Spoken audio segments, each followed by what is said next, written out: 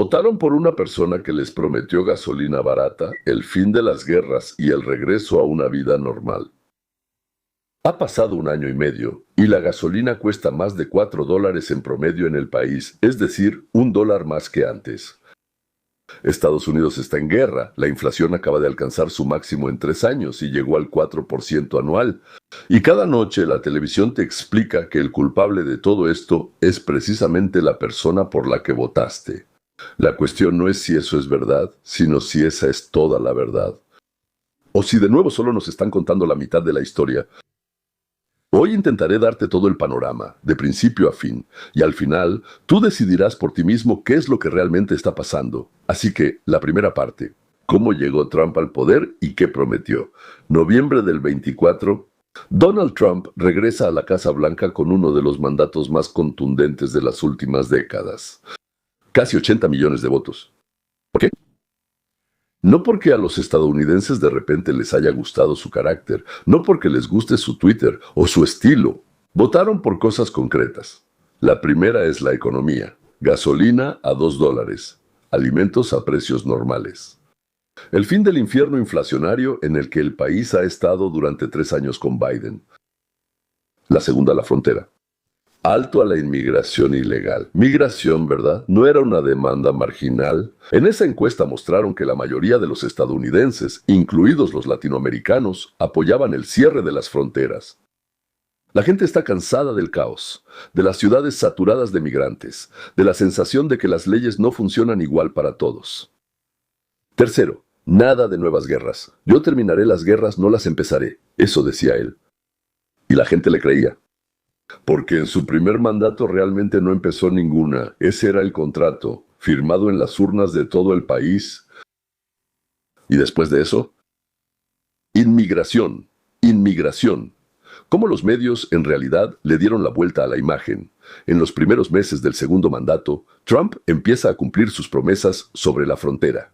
Deportaciones, redadas, detención de indocumentados. Y aquí sucede algo importante que debemos entender. La mayoría de los estadounidenses apoyaban detener la migración ilegal. Es un hecho confirmado por decenas de encuestas.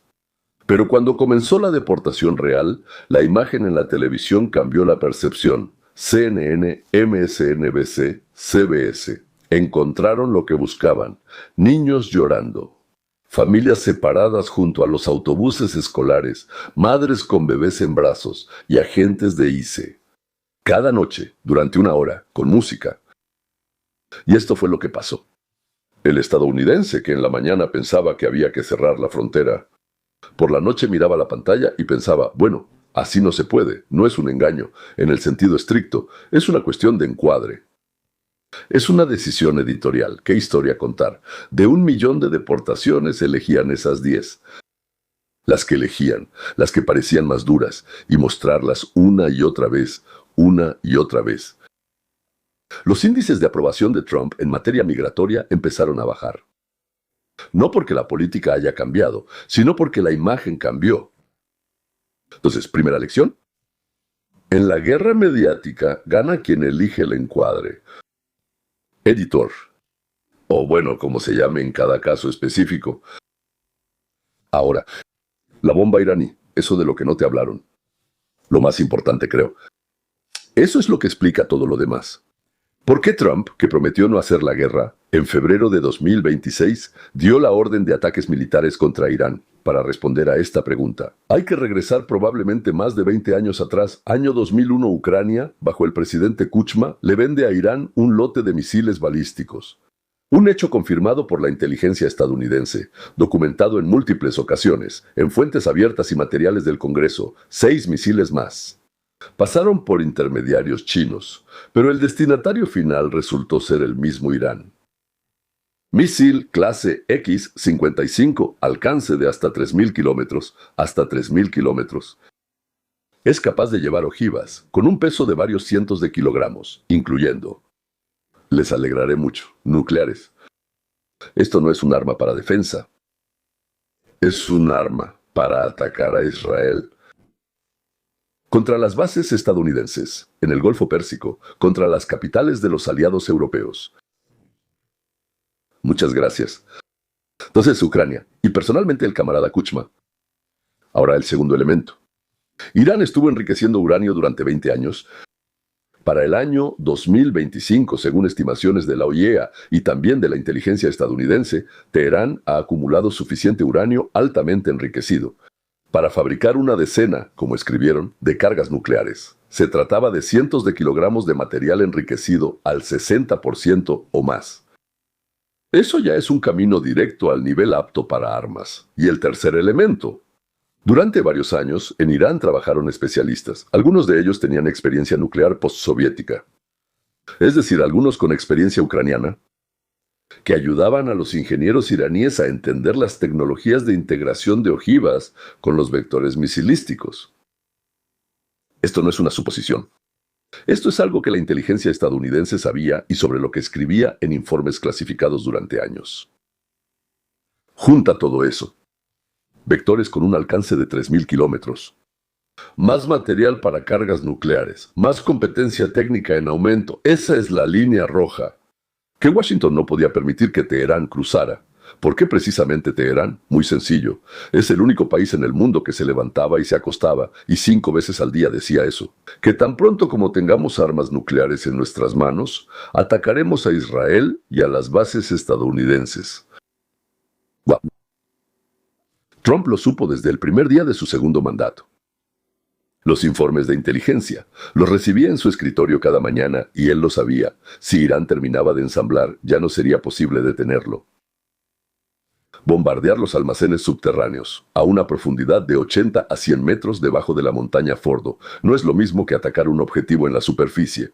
Incluso las bombas antibúnker más poderosas de Estados Unidos, ahí llegan al límite de sus capacidades. En otras palabras, o es ahora o nunca. No era una elección entre la guerra y la paz, era una elección entre una crisis controlada, hoy, y el chantaje nuclear, mañana. 28 de febrero de 2026 comenzaron los ataques. Irán cerró el estrecho de Hormuz, y fue entonces cuando todo lo que Trump prometió a los votantes empezó a desmoronarse ante sus ojos, no porque él lo quisiera, sino porque era el precio inevitable de la decisión, que él consideraba la única posible. No despegó, pero algo despegó, $100 o más.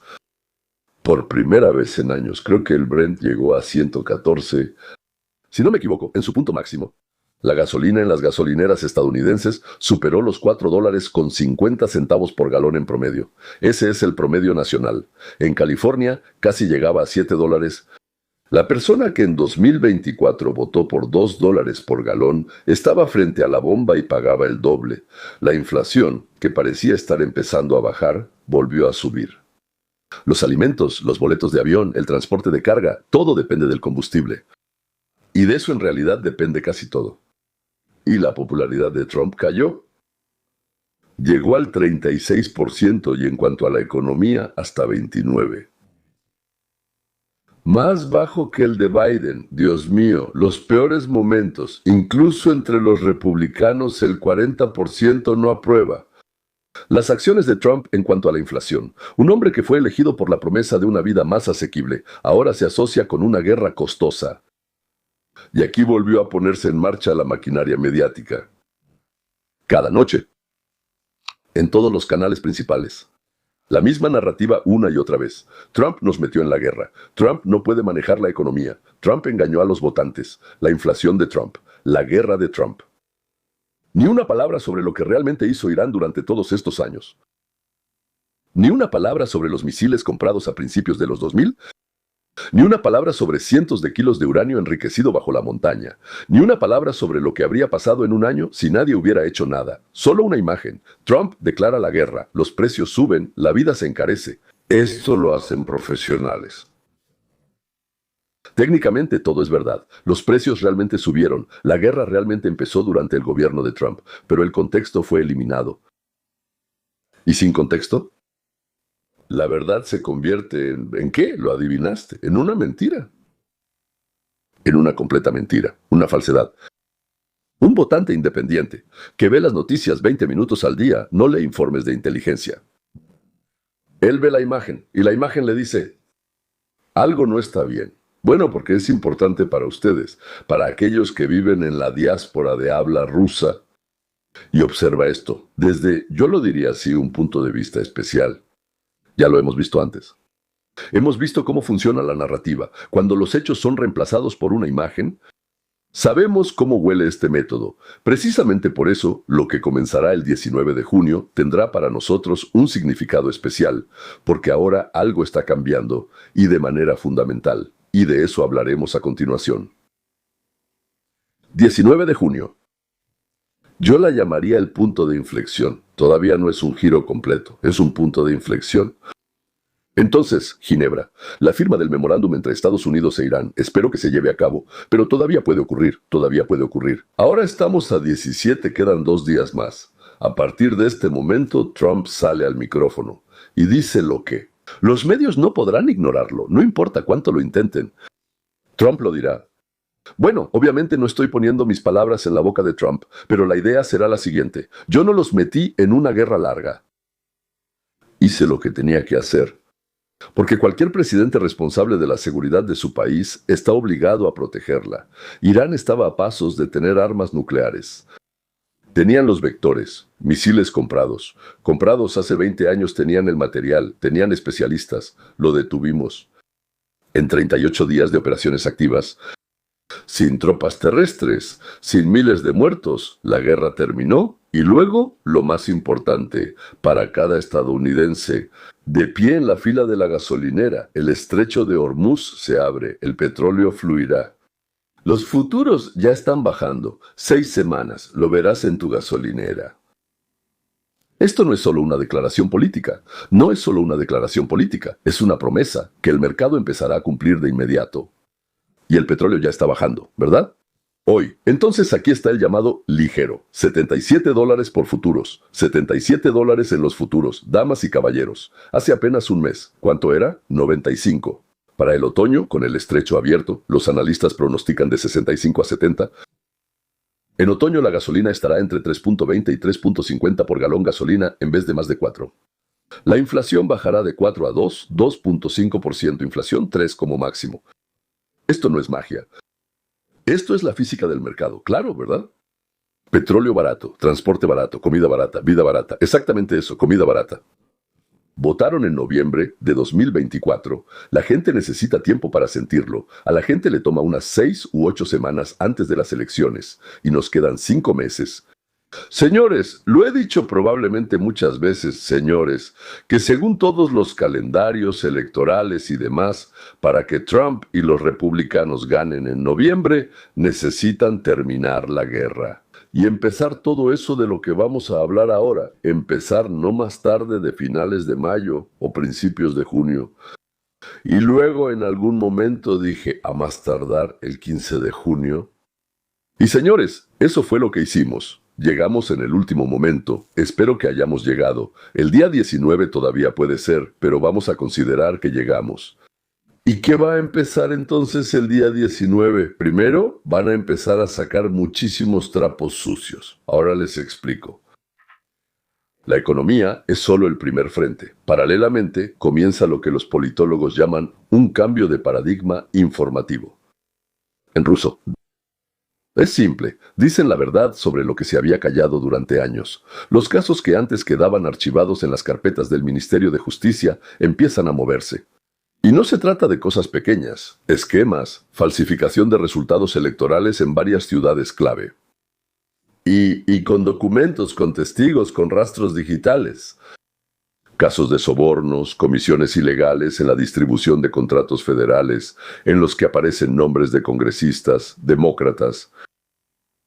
Poco, una historia de miles de millones de dólares que se fueron a través de USAID y otras agencias a organizaciones afiliadas con donantes políticos, o sea, a los demócratas. Otra vez, todo en su propio bolsillo, a los demócratas, dinero de los contribuyentes. Convertidos en dinero para el Partido Demócrata, se llama capital político, o sea, financiero. En relación con varios legisladores que tenían vínculos con cabilderos extranjeros, que actuaban en interés de, ¿creen que de nuestros amigos cercanos? No, de Pekín y Teherán. Esto no es una teoría de conspiración, son casos penales con nombres concretos, fechas y cantidades. La diferencia entre una versión y un hecho es muy simple: arresto o presentación de cargos. Aquí aparece un personaje que nadie esperaba. Hunter Biden, un hombre que al parecer su propio padre consideraba el eslabón más débil. Hunter, quien fue condenado, indultado y que ahora, con resentimiento, sí, con resentimiento hacia todos. O sea, por una persona, por un papá, al que sacrificaron por la política. Entonces Lenin por su hermano, sí, y este por su papá. Él no es un héroe, no es un santo. Él mismo participó en los esquemas que él mismo describe. Pero precisamente por eso le creen donde no le creerían a un extraño. Él conoce el sistema desde adentro. Él menciona nombres, para él eso es importante. Hay documentos, cartas, correspondencia, registros financieros. Mi partido. Yo dije, Hunter Biden, ese grupo de personas, esas son sus palabras, que aprendieron a hablar bonito sobre el pueblo y al mismo tiempo robar. ¿Del mismo pueblo? Esa es la esencia de su testimonio, directo, sin diplomacia. Pero todos lo entienden. Todo esto tendría un efecto limitado si el panorama mediático no estuviera cambiando, pero está cambiando. Hace apenas un año ellos podrían haberlo silenciado, porque en realidad incluso la verdad más convincente necesita un canal de difusión. Si es una verdad tan asombrosa, pero nadie lo sabe, entonces nadie lo sabe. El panorama mediático de Estados Unidos ha cambiado radicalmente en los últimos meses. CNN, el canal que durante una década fue la principal herramienta para formar la narrativa de la izquierda, está pasando a nuevas manos. Al frente del departamento editorial está Bari Weiss, una periodista que dejó el New York Times precisamente porque allí no se podía decir la verdad. Ella ya dirige CBS. Esto no son simples cambios de personal, es una maldita revolución. O sea, una revolución editorial. Newsmax ya no es un canal original para la ultraderecha. Esa audiencia ha crecido hasta cifras comparables con Fox. Y Fox, al mismo tiempo, también está tratando de recuperar la confianza de la audiencia conservadora perdida después de 2020. Pero quizás lo más importante no es la televisión. Es la blogosfera, es YouTube, es Substack, es X. Son cientos de autores en ruso, en inglés, en español, con una audiencia de 1 millón, 2, 5 millones de personas. Personas que no dependen de los anunciantes, que no necesitan coordinar el contenido con el departamento legal, que simplemente dicen lo que ven. Precisamente ellos se convirtieron en la nueva prensa de América. Precisamente ellos no dejarán que se silencie lo que está ocurriendo. Esto significa lo siguiente. Por primera vez en muchos años, la historia de la corrupción y la democracia del partido político llegará a esa parte de la audiencia que nunca antes la había escuchado. Aquí vivimos junto a personas que no saben nada de lo que nosotros sabemos sobre ellos desde hace años. Ni siquiera lo imaginan. Cuando abrimos la boca, ellos dicen, ¿de qué están hablando? Es una tontería total. Solo lo inventaron ustedes porque nunca ha estado en la pantalla de la televisión. Porque ellos veían Para aquellos que pensaban que todos los políticos eran iguales, ahora tendrán nombres concretos, cantidades concretas. Ah, tal vez sean iguales, solo que estos roban y estos no. Tal vez a estos los atraparon y a estos no, pero a estos ya los atraparon. Ahora llamemos a esto la aritmética de noviembre. ¿Qué significa esto para las elecciones de noviembre? La aprobación de Trump ahora es de 37. Bueno, 37, 40. Un buen 40. Eso es críticamente bajo para un presidente cuyo partido controla ambas cámaras del Congreso. Históricamente, ese nivel de aprobación significa perder de 20 a 35 escaños en la Cámara de Representantes.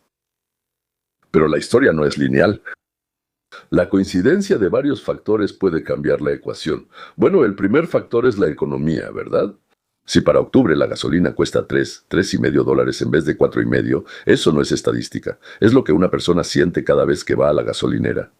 Y va ahí una vez a la semana. 5 meses antes de las elecciones, esos son 20 recordatorios. Más abajo, más abajo, más abajo, más abajo, más abajo. Él piensa, algo está cambiando.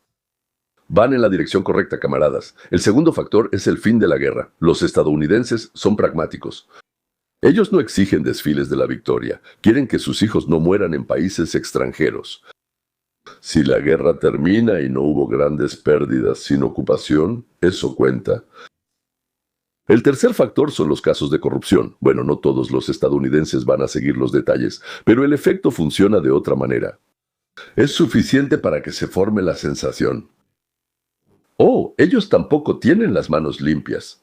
Esto neutraliza el principal argumento de los demócratas. Nosotros somos moralmente superiores. Un segundo. ¿Qué demonios de moral? Ustedes son unos ladrones. El cuarto factor que resultó ser crítico se llama medios.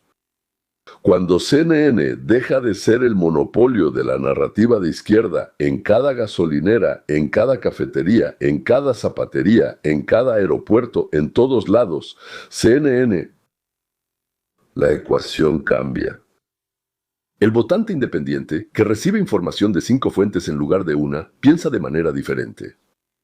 El resultado acumulado al implementar los 4 factores. Los republicanos, en lugar de las pérdidas esperadas de 20 a 30 escaños en la Cámara, o mantienen la mayoría o pierden solo un mínimo de 5 a 10 escaños, en el Senado más bien fortalecen sus posiciones. No es un triunfo, es supervivencia. Pero en política, sobrevivir en las elecciones de medio término también es una victoria. Nosotros, la diáspora de habla rusa, incluso si hablamos muy bien inglés, vemos estos acontecimientos desde, en general, un punto de vista un poco especial. Estoy seguro de que lo has notado, ¿verdad? Sabemos lo que es la propaganda estatal. Sabemos cómo suenan los medios cuando sirven al poder y no a los ciudadanos. Sabemos leer entre líneas. Esa era nuestra especialidad, ¿verdad? Leer en la Pravda. En la Pravda no había verdad, en la Izvestia no había noticias. Y es por eso que vemos lo que algunos estadounidenses no ven, aquellos que crecieron en un país donde la prensa era libre. Ellos creían en eso, seguían creyendo en eso, solo veían CNN. Pero yo no creo en eso, en CNN, y ellos sí creían en CNN. Pero nosotros vemos la selección de los encuadres, vemos el contexto eliminado, vemos cómo una misma historia puede ser contada de 2 maneras completamente diferentes, y ambas veces será verdad. ¿Y qué? ¿Aquí no hay mentira? Todo es verdad, solo que muestran la mitad. Pero nosotros vemos algo más. Vemos que en Estados Unidos, a diferencia de los países de donde muchos de nosotros venimos, el sistema funciona. Los tribunales bloquean las decisiones del presidente. Puede que eso no nos guste para nada, pero las bloquean. O sea, ¿pueden hacerlo? La prensa cambia de dueños, pero no se cierra. O sea, un momento, ¿eso también es posible? Existe la oposición, se llevan a cabo elecciones. Señores, es un sistema imperfecto, es una democracia ruidosa, sucia, costosa y muy a menudo ofensiva, pero es un sistema. Y dentro de 5 meses, este sistema volverá a emitir su veredicto. No quiero terminar con una predicción, quiero terminar con una observación. Cada vez que parece que todo está roto, que los medios mienten, que los políticos roban, que los votantes no se dan cuenta, la historia da un giro completamente inesperado. CNN cambia su redacción.